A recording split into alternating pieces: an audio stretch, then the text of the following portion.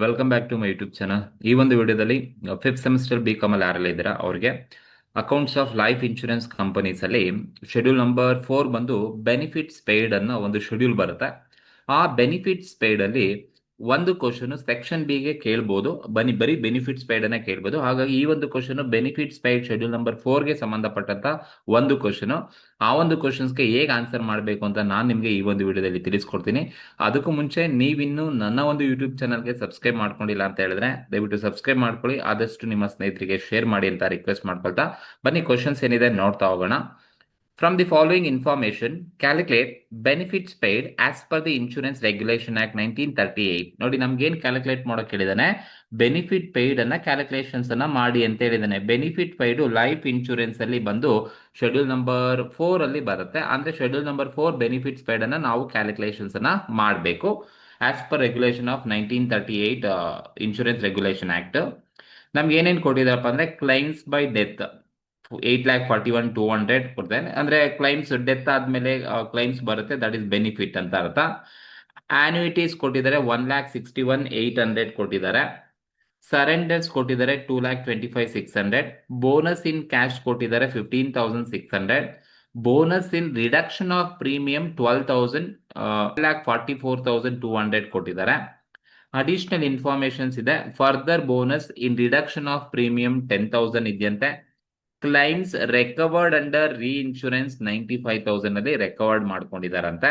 Prepare schedule number 4 benefits paid ಅನ್ನ prepare ಮಾಡಿ ಅಂತ ಹೇಳಿದ್ದಾರೆ.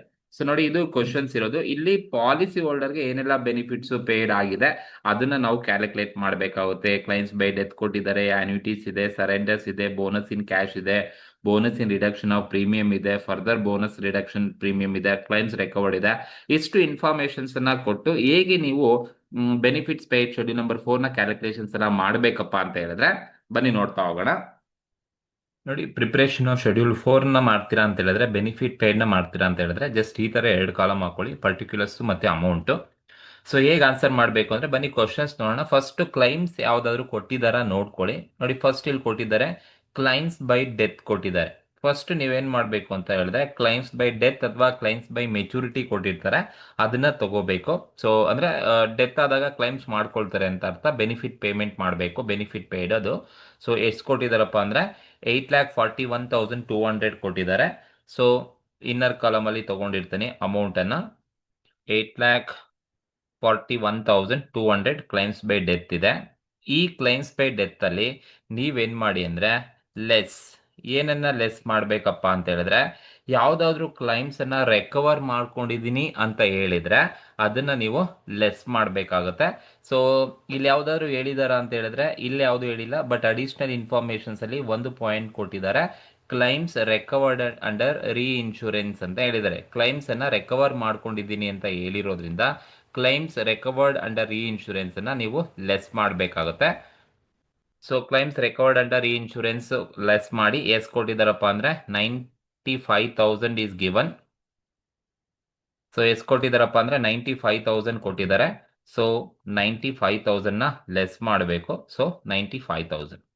ಈಗ 8,41,200 ಅಲ್ಲಿ 95,000 ಅನ್ನ ನೀವು ಲೆಸ್ ಮಾಡಿದ್ರೆ 8,41,200, 8,41,200 ಅಲ್ಲಿ ಮೈನಸ್ 95,000 ನೀವು ಲೆಸ್ ಮಾಡಿದ್ರೆ ನಮಗೆ ಎಷ್ಟು ಬರುತ್ತಪ್ಪ ಕ್ಲೈಮ್ಸ್ ಬೈ ಡೆತ್ ಅಂತ ಹೇಳಿದ್ರೆ, ಸೊ 7,46,200 ರುಪೀಸ್ ಸಿಗುತ್ತೆ. ಔಟರ್ ಕಾಲಮ್ ಅಲ್ಲಿ ಹಾಕೊಳ್ಳಿ.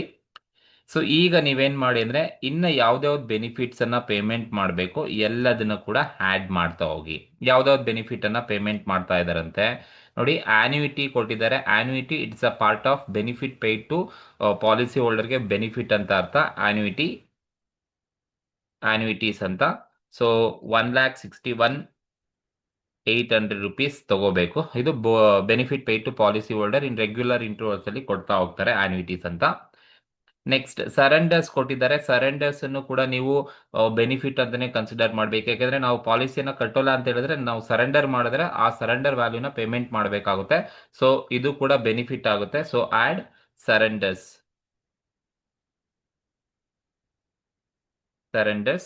ಎಷ್ಟು ಕೊಟ್ಟಿರಪ್ಪ ಅಂದ್ರೆ 2,25,600 ರುಪೀಸ್ ಕೊಟ್ಟಿದ್ದಾರೆ. ಬೋನಸ್ ಇನ್ ಕ್ಯಾಶ್ ಕೊಡ್ತಾ ಇದ್ದಾರೆ. Bonus is also part of benefit. So bonus in cash ಅನ್ನು ಕೂಡ ನಾವು ಆಡ್ ಮಾಡಬೇಕಾಗುತ್ತೆ. So bonus in cash, bonus in cash ಎಷ್ಟಿದೆಪ್ಪ ಅಂದ್ರೆ 15,600 rupees ಬೋನಸ್ ಇನ್ ಕ್ಯಾಶ್ ಕೊಟ್ಟಿದ್ದಾರೆ, ಅದು ಕೂಡ ಬೆನಿಫಿಟ್ ಆಗುತ್ತೆ. Next one bonus in reduction of premium ಕೊಟ್ಟಿದ್ದಾರೆ. ಅಂದ್ರೆ ಆ bonus part of benefit to that policy holder, but cash ಅಲ್ಲಿ ಕೊಡ್ತಿಲ್ಲ, ಅದನ್ನ ಪ್ರೀಮಿಯಂ ಆಗಿ ಕಟ್ಕೊಳ್ತಾ ಇದ್ದಾರೆ ಅಂತ ಹೇಳಿದ್ದಾರೆ. ಸೊ ಹಾಗಾಗಿ bonus in reduction of premium is also a part of benefit ಅಂತಾನೆ ಟ್ರೀಟ್ ಮಾಡ್ತೀವಿ. ಸೊ 12,44,200 ಡೈರೆಕ್ಟ್ ಆಗಿ ತಗೊಳ್ಳಿ, ಅದು ಕೂಡ ಬೆನಿಫಿಟ್ ಆಗುತ್ತೆ. ಇನ್ಯಾವುದಾದ್ರು ಬಿಟ್ಟಿದೀವ ಅಂತ ಹೇಳಿದ್ರೆ, ಇನ್ನ ಬಿಟ್ಟಿರೋದು ಅಡಿಷನಲ್ ಇನ್ಫಾರ್ಮೇಶನ್ಸ್ ಅಲ್ಲಿ further bonus in reduction of premium ಅಂತ ಕೊಟ್ಟಿದ್ದಾರೆ. So that is bonus in reduction of premium is that is a benefit for the policy holder. ಹಾಗಾಗಿ ಅಡ್ಜಸ್ಟ್ಮೆಂಟ್ ಅಲ್ಲಿ ಕೊಟ್ಟಿರೋ further bonus in reduction of premium ಏನಿದೆ, ಇದನ್ನು ಕೂಡ ನೀವು ಬೆನಿಫಿಟ್ ಅಂತಾನೆ ಟ್ರೀಟ್ ಮಾಡಬೇಕಾಗುತ್ತೆ. ಎಷ್ಟು ಕೊಟ್ಟಿದಾರಪ್ಪ? 10,000 rupees ಕೊಟ್ಟಿದ್ದಾರೆ. ಸೊ ಇನ್ಯಾವ್ದಾದ್ರು ಬಿಟ್ಟಿದೀವ ಕ್ವಶನ್ಸ್ ಅಲ್ಲಿ ಅಂತ ಹೇಳಿದ್ರೆ ಜಸ್ಟ್ ನೋಡ್ಕೊಳ್ಳಿ, ಯಾವ್ದು ಕ್ವಶನ್ಸ್ ಅಲ್ಲಿ ಬಿಟ್ಟಿಲ್ಲ, ಇಟ್ಟಿರೋದೆಲ್ಲ ತಗೊಂಡಿದ್ವಿ. ಸೊ ಈ ಕ್ವಶನ್ ಅಲ್ಲಿ ಸೊ ಕ್ಲೈಮ್ಸ್ ಬೈ ಡೆತ್ ಏನಿದೆ ಅದರಲ್ಲಿ ಇನ್ಶೂರೆನ್ಸ್ ಅನ್ನ ರಿಕವರ್ ಮಾಡ್ಕೊಂಡಿದ್ದೀನಿ ಅಂತ ಹೇಳಿದರೆ, ಹಾಗಾಗಿ ಇದೊಂದನ್ನು ಮಾತ್ರ ನೀವು ಲೆಸ್ ಮಾಡ್ಕೊಂಡು ತಗೋಬೇಕು.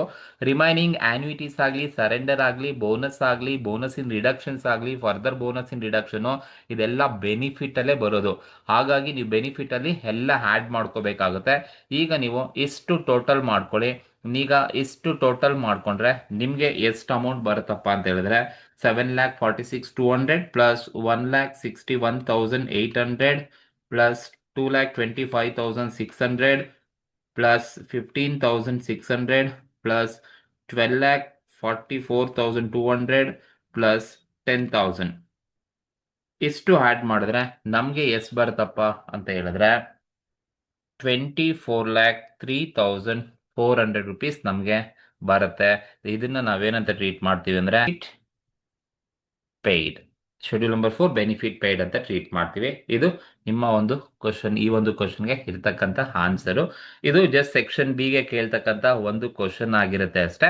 ಈ ತರದ ಕ್ವಶನ್ಸ್ ಅನ್ನ ನೀವು ಎಕ್ಸ್ಪೆಕ್ಟ್ ಅನ್ನ ಮಾಡ್ಬೋದು. ಓಕೆ, ಸೊ ಇದರಲ್ಲಿ ಏನೋ ಡೌಟ್ಸ್ ಇದ್ರೆ ನನಗೆ ಕಮೆಂಟ್ ಮೂಲಕ ತಿಳಿಸಿ. ಓಕೆ, ಹಾಗೆ ಈ ವಿಡಿಯೋ ಇಷ್ಟ ಆದರೆ ದಯವಿಟ್ಟು ಸಬ್ಸ್ಕ್ರೈಬ್ ಮಾಡ್ಕೊಳ್ಳಿ, ಆದಷ್ಟು ನಿಮ್ಮ ಫ್ರೆಂಡ್ಸ್ಗೆ ಶೇರ್ ಮಾಡಿ. Thank you.